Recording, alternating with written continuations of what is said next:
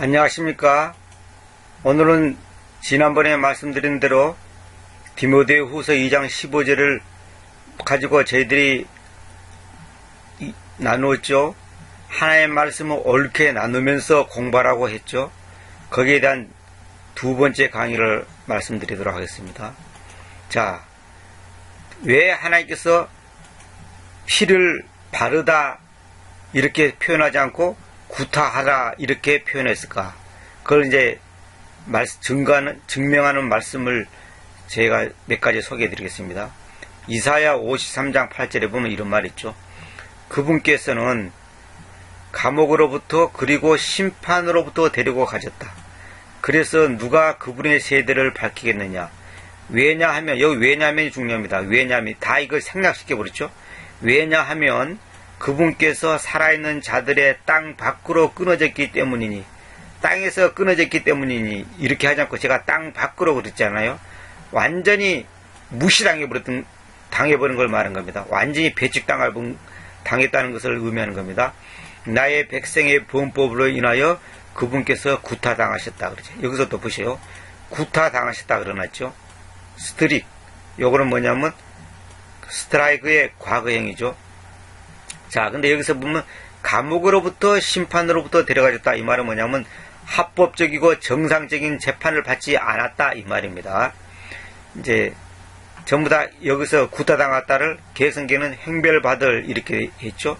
또 킹음정에는 매를 맞았도다 해놓고, 또 한킹에서는 형벌을 받았음이라 이렇게 해놨죠. 이렇게 하면 안 된다 이 말입니다. 여기 이제 킹음정에서는 그는 감옥에도 가지 못하고 공정한 재판도 받지 못했으니 이랬죠. 이거는 이제 의역을 해놓은 거고, 성경에서는 감옥으로부터 그리고 심판으로부터 데려가졌다. 정상적으로 재판한다면 일단 감옥에 갔다가 다시 나와서 재판을 받아서 그 다음에 이제 거기에 판결이 나야 될 텐데, 그러한 과정이 없이 완전히 그냥 일방적으로 그냥 속전속결로 이렇게 해버렸다 이 말입니다. 이건 잘못됐다 이 말입니다. 자, 여기서 제가 이제 강조하고 싶은 것은 구타당하셨다. 이거는 말이 되잖아요. 구타당하셨다. 주님께서 매를 맞았다 이 말입니다. 그런데 여기 전부 다 이제 매를 맞았도다 형벌을 받았습니다 이렇게 해놨죠. 그런데 문제는 뭐냐면 이 스트라이크라는 단어가 출애굽기 12장 7절에 있는 것처럼 똑같은 단어인데 왜 아까는 바르다 해놓고 여기는 매를 맞았다 해놓고 또 형벌을 받았다 이런 식으로 표현하냐 이 말입니다. 이렇게 일관성 있게 표현하지 않으면, 다시 말하면 하나의 말씀을 옳게 나누면서 표현하지 않으면 심각한 문제가 발생된다 이 말입니다. 무슨 문제입니까? 교리적으로, 영적으로 사람들한테 설명을 할 때 앞뒤가 안 맞는 겁니다. 신약과 구약이 딱딱 맞아떨어져야 됩니다. 구약이 없는 신학은 없습니다. 여러분 그걸 알아야 됩니다. 구약과 신학은 한마디로 양쪽으로 갈라지는 뭐라고 표현합니까? 어떤 물건과 같습니다. 이게 딱 맞게 되어 있습니다. 그러니까 신약에 있는 모든 말씀과 내용은 다 구약에 예표적으로 다 이미 해놓은 것을 예수님도 인용했고, 사도 바울도 인용했고, 베드로도 인용했고, 다 사도들이 인용하는 겁니다. 그것이 이제 교리적으로 복음과 연결되는 거죠. 하나의 말씀은 복음과 연결되지 않다면 그는 말씀으로서 가치가 없는 겁니다. 왜? 성경의 주제는 예수 그리스도이기 때문에. 자, 봅시다. 누가복음 22장 64절 봅시다. 그리고 그들이 그분을 눈을 가리고 나서 그들은 그분을 얼굴을 구타하고, 보세요. 스트럭 됐죠. 스트럭은 스트락의 과거형이죠. 스트럭, 구타하고 그분께 물었는데 말하기를 예언하라 너를 강타한 자가 누구냐. 너를 강타한 자, 이거는 또 그냥 강타라고 썼죠. 이거는 이제 강하게 치는 거. 이 스트럭을 더 다른 표현으로 더 강한 표현을 썼죠. 구타하다를 강타하다라고 표현했죠. 너를 강타한 자가 누구냐고 맞춰보라 이 말입니다. 맞춰보라는 거예요. 근데 여기서 이제 우리가 짚고 넘어갈 것은 개혁성경에는 이 말이 없습니다. 그들이 얼굴을 구타했다 이 표현이 삭제되어 있습니다. 개혁성경에는. NIV라든지 이 가짜 성경은 다 마찬가지입니다. 전부 다 이게 마귀가 지금 이걸 의도적으로 삭제시킨 겁니다. 이건 뭐 실수 그런 차원이 아니고 전부 다 이 마귀의 음모가 숨어 있는 겁니다. 자, 그래서 킹제임 성경이 놀라운 성경이에요. 계획 성경 봅시다. 너를 친 자가 누구냐? 얼굴을 때리며 또 너를 친 자가 누구냐? 응? 근데 계획 성경에는 이제 상반절에 이제 그 얼굴을 구타하다라는 단어가 얹기 때문에 하반절만 있습니다. 그 다음에 여기 보시오.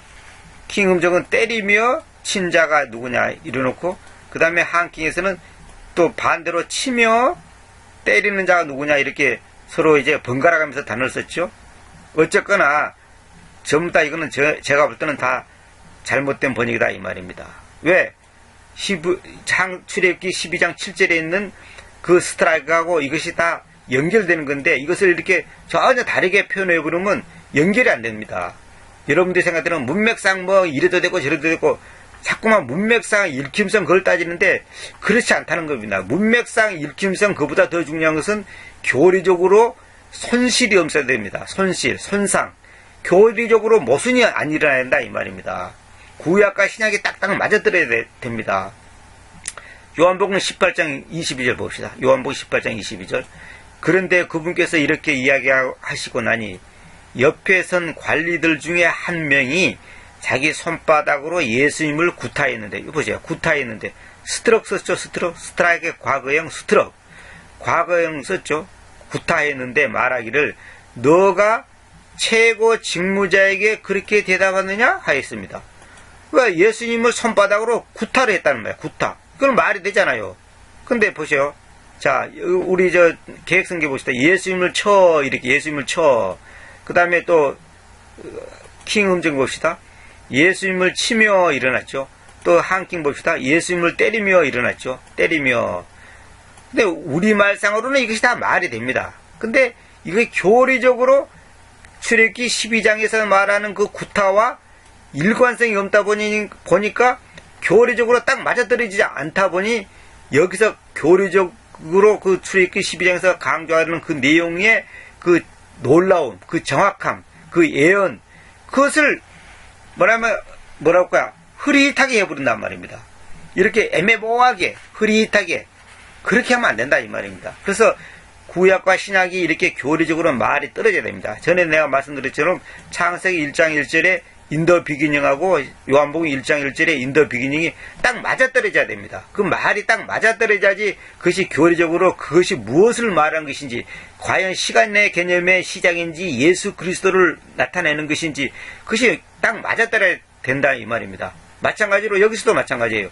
이 스트라이크라는 단어를 똑같이 해놔야지 교리적으로 맞아떨어지는데, 어떤 때는 때리다, 어떤 때는 치다, 어떤 때는 바르다, 어떤 때는 뭡니까, 뿌리다. 이런 식으로 번역하면 안 된다, 이 말입니다. 그러면, 디모데후서 2장 15절에 옳게 나누면서 공부하라는 그 말하고는 완전히 배치되지 않습니까? 이거는 누구 개인의 의견이 아니에요. 성경에서 그렇게 하라는 거예요. 그래서 성경은 제가 늘 말씀드리지만 일관성 있게 또 정확하게 번역해야 됩니다.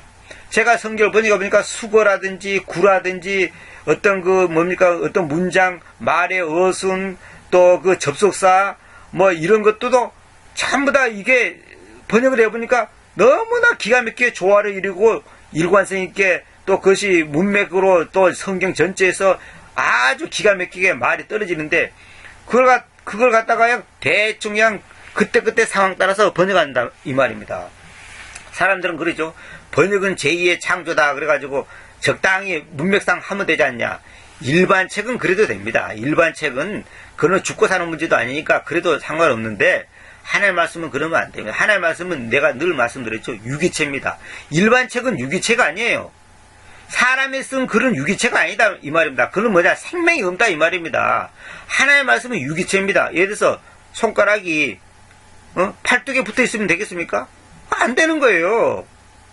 손가락은 손에 붙어 있어야 돼요. 손끝에 이렇게 붙어 있어야 됩니다. 엄지손가락이 가운데 손가락보다 더 길면 되겠습니까? 그래도 안 되는 거예요. 이것이 하나님께서 다 있어야 될 위치와 길이와 굵기와 이 모든 것을 우리에게 정확하게 주셨단 말입니다. 근데 이것이 어긋날 때 바로 장애자가 되는 거 아닙니까? 환자가 되는 거 아닙니까?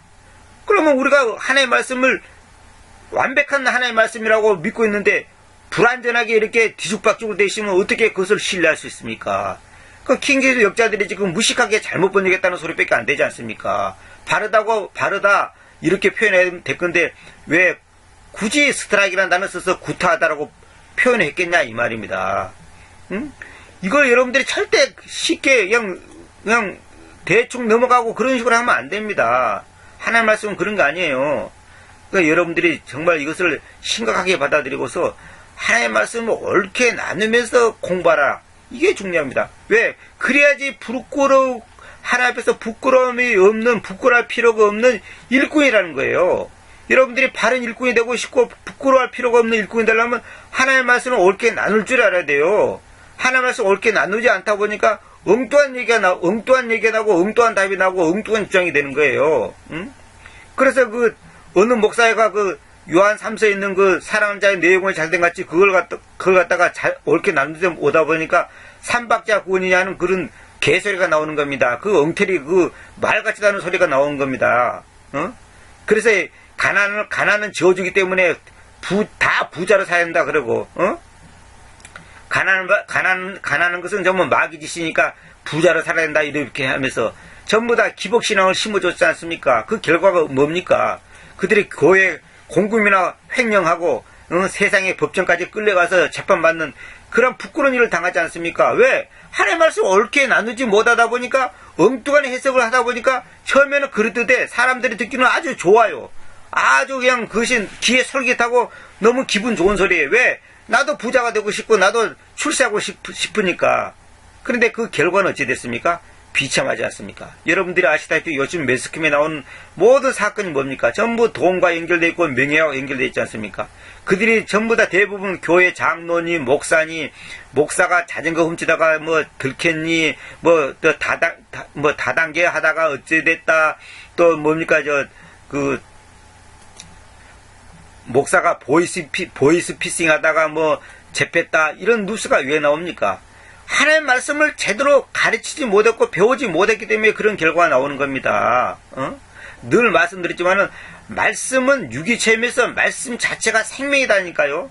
그러니까 말씀을 잘못 배우면 그 사상이 잘못되고 신앙이 잘못되고 관점이 잘못되는 겁니다. 여러분 구원파 사건 여러분 잘 아시지 않습니까? 그 구원파 사건이 왜인지 아십니까? 말씀을 잘못 해석하고 잘못 적용하기 때문에 그렇습니다. 그 사람들은 죄를 지어도 지옥 안 간다는 그런 교리를 가지고 죄 지어도 괜찮다는 식이 돼버린 것입니다. 구원하는데 실제로 그들이 하는 짓거리는 세상 사람보다 못한 짓거리를 하고 있지 않습니까? 그것이 문제라 이 말입니다. 빌보서 2장 12절에 구원을 완수하라는 말이 나옵니다. 그 완수하라는 말은 뭐냐면 일을 해내라 이 말입니다. 다시 말하면 우리의 삶 속에서 예수 그리스도의 향기를 발하라 이 말입니다. 예수 그리스도의 우리의 삶 속에서 우리가 구원받은 그 혼의 그 상태를 우리의 삶 속에서 남한테 보여주라는 겁니다. 실제로 우리의 은행 십사를 통해서 워크아웃이라는 것을 완수하라는 말은 일을 해내라. 다시 한번 행동으로 보여줘라. 향기를 발해라. 열매를 맺어라. 이런 뜻이에요. 우리가 구원받았다면서 열매를 맺지 못하고 향기를 발하지 못한다면 그 구원은 가짜입니다. 가짜. 나무는 열매를 보고 안다고 하지 않습니까? 열매가 나타나지 않는데 자기들이 구원받았다고 천당간다고 교리적인 얘기만 들먹이면 되는데 그들은 이론 속에 있는 교리지 그런 게 아닙니다. 내가 전에도 말씀드렸죠. 홀리 고스트가 홀리 스피릿과 어떤 차이가 있습니까? 하나의 이론 속에 있는 교리적인 홀리 스피릿이 아니라 실제 내게 역사하는 홀리 스피릿이 곧 홀리 고스트라 그랬지 않습니까? 제가 말씀드렸죠 지난번에. 그와 마찬가지로 하나의 말씀을 이렇게 대충 하는 게 아닙니다. 문자 하나하나, 시제 하나하나, 전치사 하나하나 이거 정확하게 해야 됩니다. 이름으로가 아니라 이름 안에서라 해야 된다 그랬잖아요 제가. 영으로가 아니라 영 안에서, 진리로가 아니라 진리 안에서 이거 정확하게 해야 됩니다. 그럴 때에 우리가 교리적으로 그 속에 있는 깊은 뜻이 밝혀지는 겁니다. 대충 그렇게 하는 게 아닙니다. 특히 킹제임스 성경을 인정하고 믿는다고 하고 그 권위를 신뢰한다고 하는 여러분들한테 꼭 말씀드립니다. 여러분 이런 식으로 대충 번역하는 게 아닙니다. 하나님의 말씀을 정말 들어갈 줄 알아야 됩니다. 제발 부탁합니다. 정말로 다시 한번 여러분들이 냉철하게 사람의 말에 귀를 기울이지 말고 성경에 있는 문자 그대로를 우리가 집중해야 된다 이 말입니다. 긴 시간 함께 해주셔서 감사합니다. 오늘의 이것까지 하고 다음에 또 다른 주제를 놓고 강의하도록 하겠습니다. 감사합니다.